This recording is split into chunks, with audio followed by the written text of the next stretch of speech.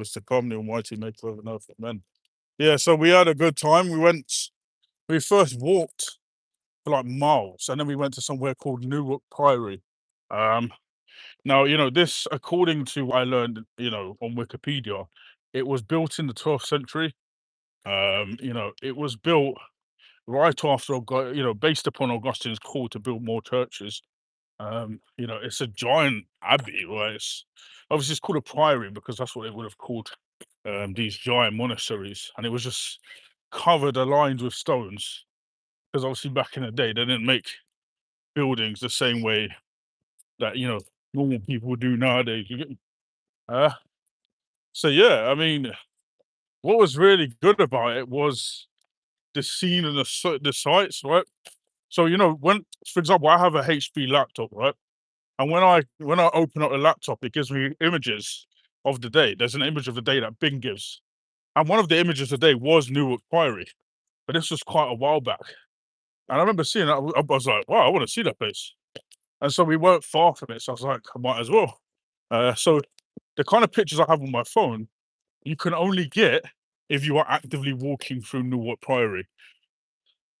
What's Oh that? no, that's nasty, isn't it? What is that? Don't touch it. It's some bird that's died. Is it a bird or a mouse? No, it's a bird. I What don't looks like know. a mouse? It might be a mouse. I don't know. Yeah, some bird has died, unfortunately.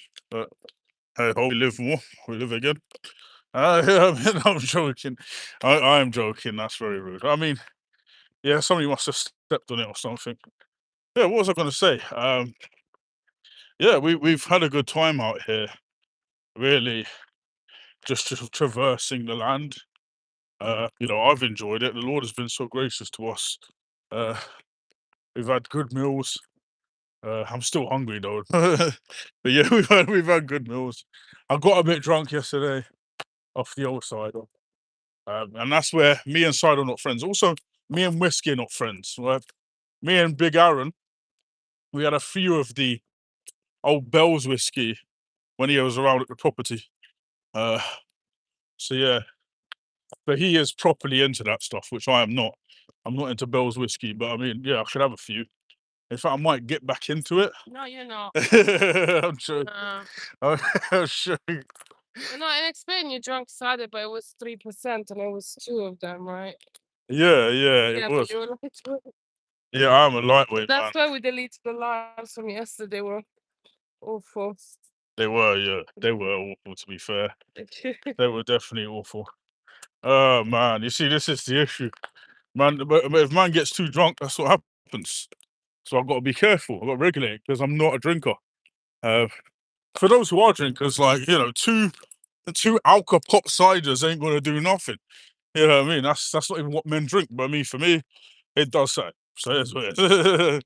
But I'm happy it does something. It means that I spend most of my time sober enough that the drink still affects me. Uh, yeah, what was I gonna say? Yeah, we're making our way back now to where we live, of course, bit by bit. Um, you know, we had a good time. I didn't mention Newark Priory. So during the dissolution of the monasteries, which occurred around the 15th, 16th century, in fact, it was the 16th century, because Amy has reminded me that, when it's 15, it's 16. When it's one, it's two, because, it's 100 years after. So if you want to talk about the century, then you need to say that if it's the first century, then it needs to be between 0 and 100 AD. The second century needs between it needs to be 100. Yeah, we're getting there. Yeah, Yeah, that's embarrassing. Yeah. yeah. I don't know that stuff. Math stuff, I don't care about. Amy knows more maths than I do. I even said you got a higher IQ than me, man. Okay. I'm brains. Yeah. Amy is the brains. Like a lot of people don't realize. Like Amy is the brains. It's better who said you. Yeah. Eh, oh goodness, that is hot. It is rush hour already. It's rush hour, man. Yeah. Let's go. Yeah. Anyway. Yeah, but, you know, like, people have said that I've converted due to Amy. No, I knew the gospel from Amy, sure, but Amy is just a vehicle for, you know, the Lord's will to, ingratiate me with a better understanding of his gospel and, of course, his divine life, what he has done. And, you know, that's what Amy, and it wasn't just Amy, of course, it was others as well, but Amy became the prime conduit that the Lord used by his gracious mercy. What did I say to to get you? We were in a cafe with a former friend, Yeah. and I told you that you believe in a works-based salvation. Yeah, Amy said I believed in works-based salvation, which I did, to be fair, but I Yeah. didn't know at the time because I was like, well, surely you must be good, do good works to be saved. Because that's what I was saying. I was saying, well, you know, Jesus wants us to do what he's good. Like, and you know, I was going on about Matthew 7, you know, the typical quote mines, Matthew 7, you know what I mean? John chapter 14, where Jesus says, if you love me, you keep my commands. All these sort of, well, you know, all this sort of stuff that works-based salvationists use all the time, for essentially their false doctrine. And that's why I'm able to talk people out of this in such a way. And that's why I'm so convinced of my position, because I can come from both sides. I know the conditionist position because I used to be an Arminian. So I'm aware more so of the conditionist position. I am even of my own in some aspects, but you know, it's taken time in terms of my theological formation to come to the conclusion I have now. And the Lord has been gracious the whole time and patient with me, even when I haven't been patient myself. You see, much like Martin Luther, if you hear the story of Martin Luther was a Roman Catholic. He essentially, uh, Essentially, sorry, it's just a stim. which Uh, happens basically. yeah, basically, he had entered into a monastery, seeking to serve the Lord God more. And you know what would happen is he would. Let's run. Why are we going here?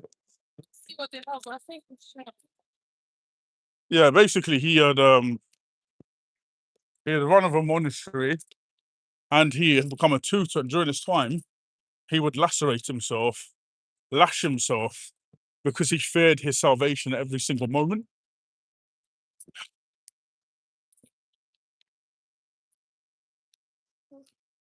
Just wait outside. I want to see. I'll come back. Just wait. Cool. Uh, yeah, so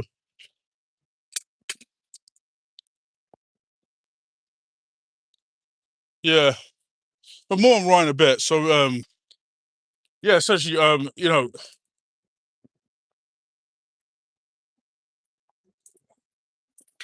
there was kind of this conversion which occurred. So let me just put down for him.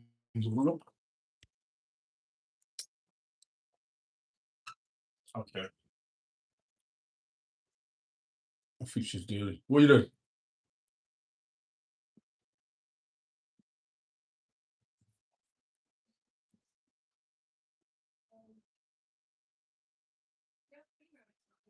Okay, anyway, let's go outside.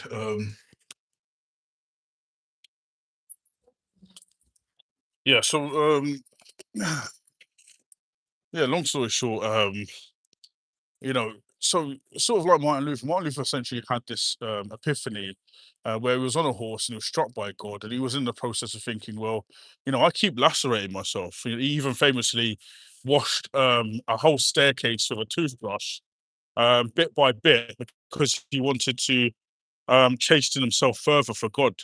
And there was times where Martin Luther would essentially have these elongated discussions with his confessor.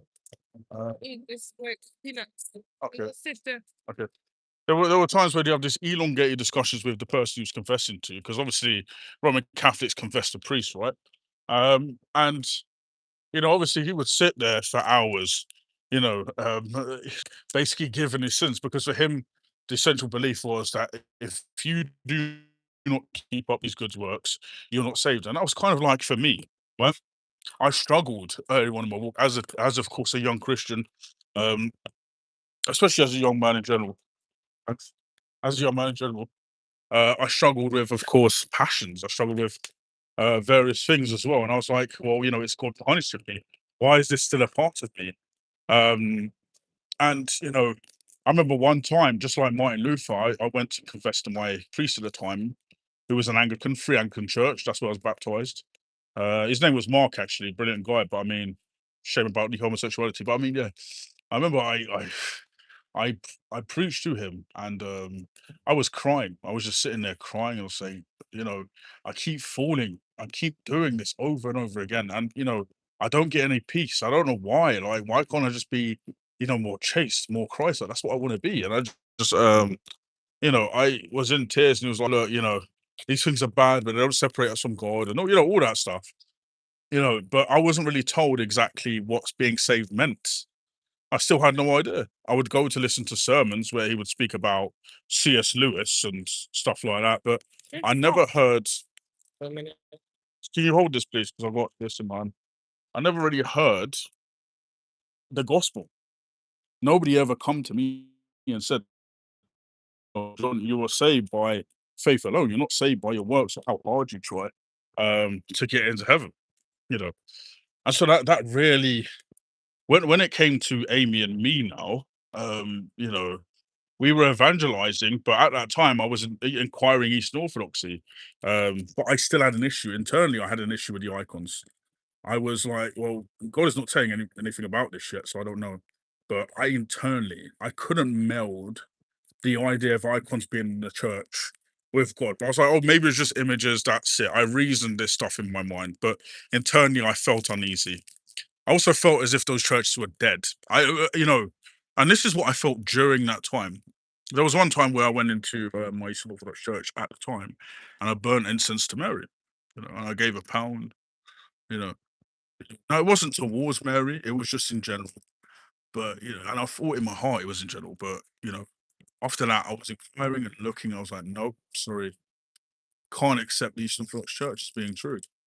And so by the time me and Amy had that conversation with another individual who was our friend at the time, I was at a loss. I'd never heard this stuff really before.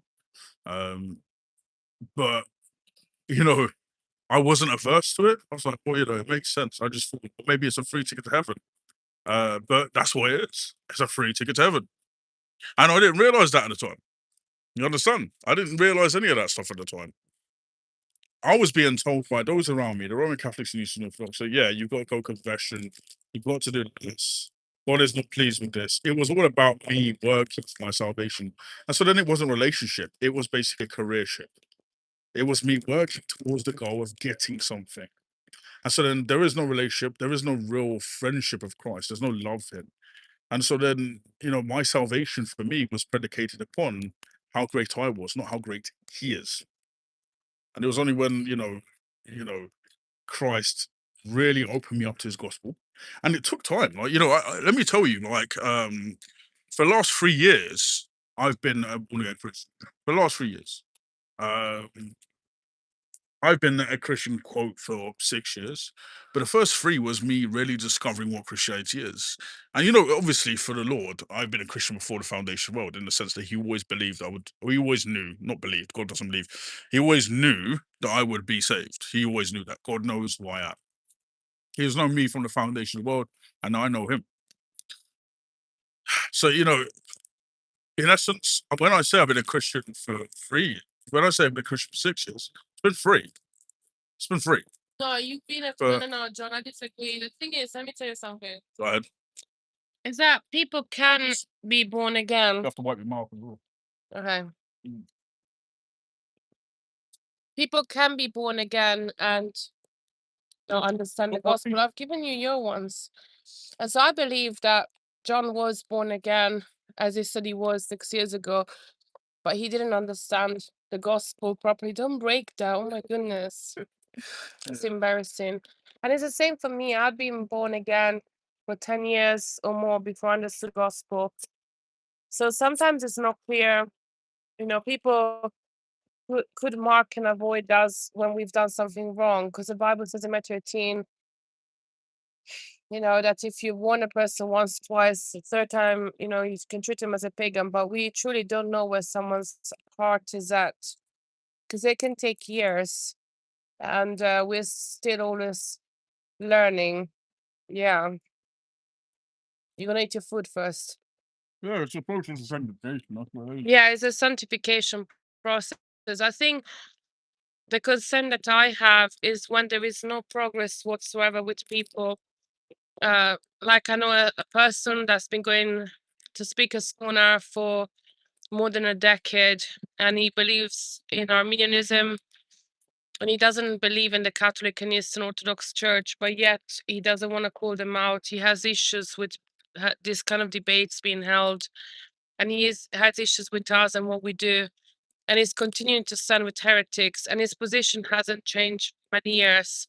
People like that, I have serious doubts over their salvation, because I'm like, where is your renewal of your mind? But we truly don't know where people are at a certain point. The weather has been great. I mean, I've got a raincoat on. It was raining really heavily yesterday, but the weather is a lot better today, and there is a nice breeze.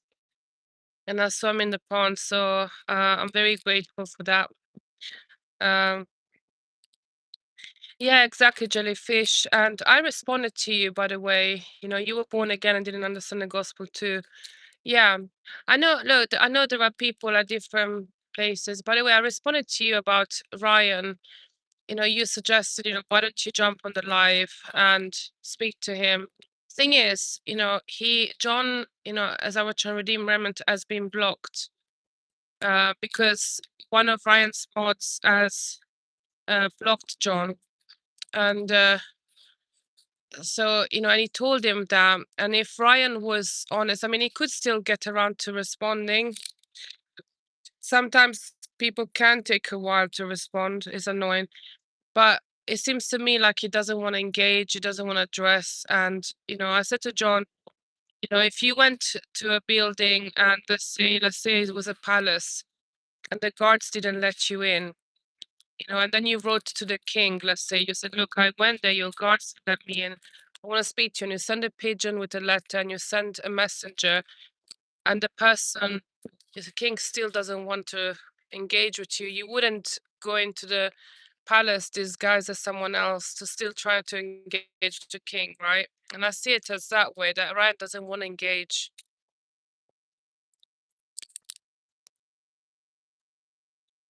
Yeah, wonderful about Namibia. My mom was born in Namibia, by the way. Um, my mom is from South Africa, and I think where she was born in Namibia, it was part of South Africa a while ago, a few decades ago, maybe. Uh, do you preach the gospel there? People who do wrong should be named, so to help others not be misled. Yeah, that's right. I mean, the thing is, there is a difference between individuals and public preachers and speakers. And, the moment that you put yourself on a public platform, which has never occurred before, that people have such huge platforms, then, you will be judged according to what you teach and what you preach, and you will be called out. If somebody kind of has private issues with sins, or they perhaps are demonized, it's not like we talk about them. There are many people that do stuff, we don't discuss it. Yep. If I tell you every single thing that happens, but if a person is public teaching, that is very, very different. But yeah, John is ready to speak now. Look, look, look. Yeah. You can ask some questions as well, Amy. Right. I'm not Just giving you a chance. Can you drink your drink as well? Then yeah. finish and then we can go. Yeah, I mean, unfortunately, Ryan, as Amy has said, like, he's blocked me on his channel. And so because he's blocked that line of communication and also he's not responding to email, I really don't know where, for me personally, if I take it then to his channel, I know he will then be vindictive. Why? Because he's already not responded. Also, he responded to Sam Shamoon straight away. Sam Shamoon wanted to debate him, on the topic. He's responded to him.